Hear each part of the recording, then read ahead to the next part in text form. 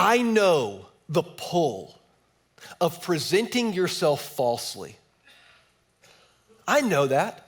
I know how intimidating it is to really put yourself out there to people. I understand that.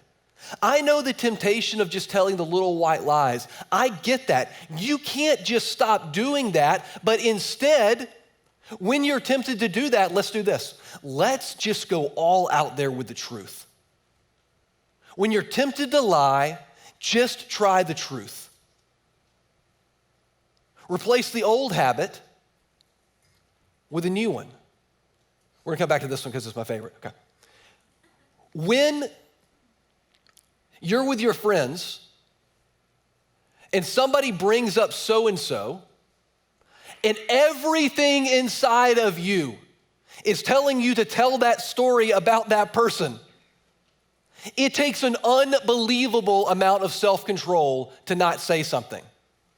So, say something that actually builds that person up. Okay, this sounds counterintuitive. It sounds really difficult. It sounds crazy. That's right. That's what it means oftentimes to live a life of discipleship towards Jesus. It means doing things that other people think are crazy. What would it look like next time you were tempted to talk poorly about someone if you did the exact opposite? And then this is my favorite one. Okay, thieves. You get the cue of wanting something. So what do? You thieve it. You steal it. And then you get the reward of what? Having that thing. And maybe I've never been a thief. Maybe there are other rewards along with that. I don't know, okay. He says, try this instead. You get the cue of wanting something, get a job.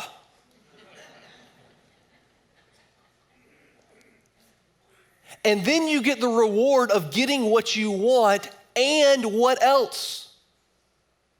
The reward of experiencing what it's like to give to other people also. The reward is actually even greater. Do you see that without any of this scientific research, Paul is counseling his people to do this 2,000 years ago? There is an old life and there is a new life. You can't just get rid of the old life. You have to replace it with something new. Scientific wisdom, spiritual wisdom, all comes down to this. Super simple for us this morning. Habits are only removed if they're replaced. They're only removed if they're replaced. There are dozens of things that you can learn about that will help you to quit habits. All of those things, learn about those things, read The Power of Habit. There's a new book I haven't read yet that's supposed to be really good called Atomic Habits. Time right now has a special edition in the grocery store about habits. Look at all of that stuff, but look, one thing, bottom line for this morning, if you want to remove it, you have to replace it. It's the only way it's going to work.